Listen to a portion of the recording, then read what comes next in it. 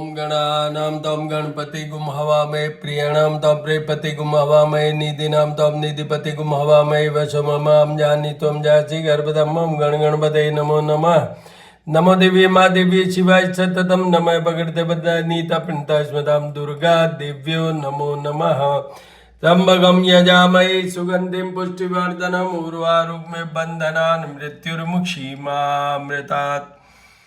ओम शंभवाय च मयोभवाय च ओम शंकराय च महेश्वराय च ओम शिवाय च शिवतराय च नमः शिवाय नमः शिवाय।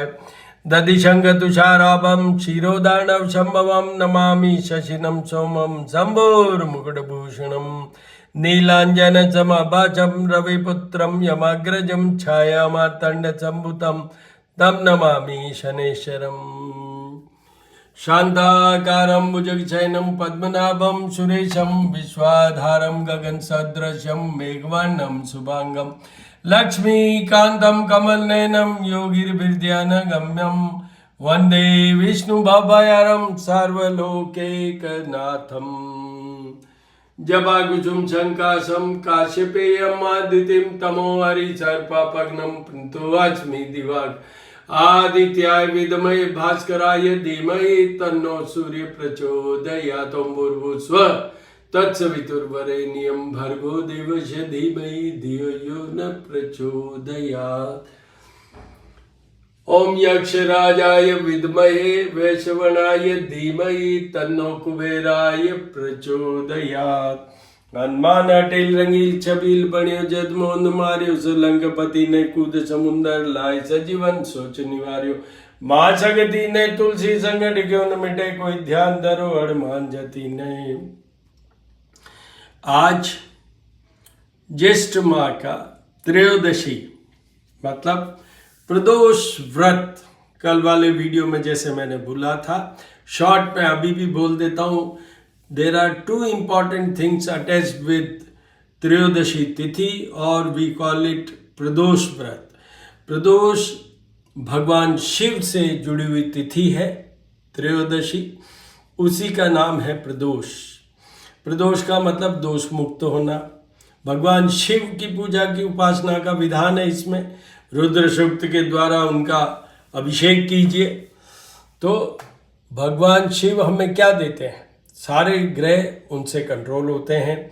दीर्घायुता की बात करें, आयु विचार की बात करें तो भगवान शिव मार्कंडेय ऋषि को तो उन्होंने चिरंजीवी मतलब वो आज भी एग्जिस्ट करते हैं। जैसे परशुराम जी और हनुमान जी हैं, वैसे ही मार्कंडेय ऋषि भी। आपको अमरत्व को प्राप्त करना है, अमृत तत्व को प्राप्त करना है, आपको जीवन को पूरा जीवन जीना है तो कीजिए भगवान शिव की उपासना और ध्यान। ओम त्र्यंबकम यजामहे सुगंधिं पुष्टिवर्धनम् उर्वारुकमेव बन्धनान् मृत्युर्मुक्षीमामृतात्। दूसरा उनके साथ में एक वर्ड जुड़ा हुआ है, वो है कि आपको चाहिए संतान, आपको चाहिए कॉम्पिटेंट संतान, आपको चाहिए दीर्घायुता वाली संतान, तो कीजिए ये उपाय। कौन सा? प्रदोष व्रत का विधान कीजिए। जिनके संतान नहीं हो रही है, जिनकी संतान सुख नहीं दे पा रही है, तो उन सब के लिए ये है।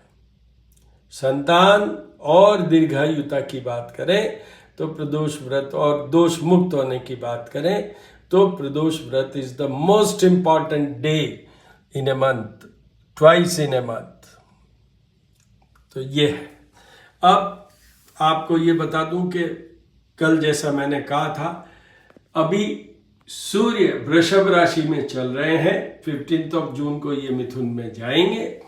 तो अभी बहुत तपिश है, तो सूर्य देव को अर्घ्य देना, सूर्य देव की पूजा करने का भी बहुत बड़ा विधान है ज्येष्ठ माह में। और सूर्य क्या देते हैं? Healthiness, administrative favors and protection of your married life। Healthiness, health में तो बहुत सारे एस्पेक्ट्स आते हैं, right up to the heart also. और ये तो जनरल फॉर्म में ये आरोग्यता के मालिक हैं।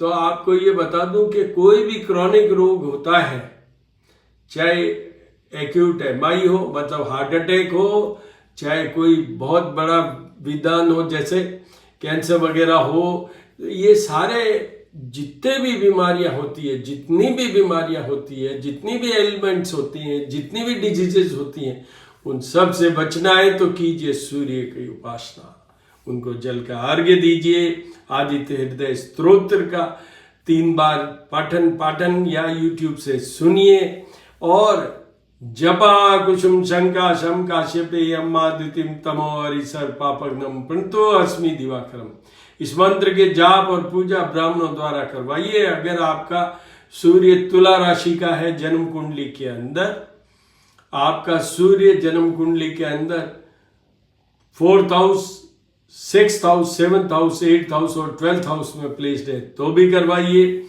और अभी जैसे वृषभ राशि का सूर्य चल रहा है, सूर्य चल रहे हैं, तो उसमें आपको बता दूं कि मिथुन राशि वालों के उधर आप जाइए, तुला राशि वालों के, धनु राशि वालों के, और कुछ हद तक अगर मैं कहूं तो वृषभ राशि वालों के,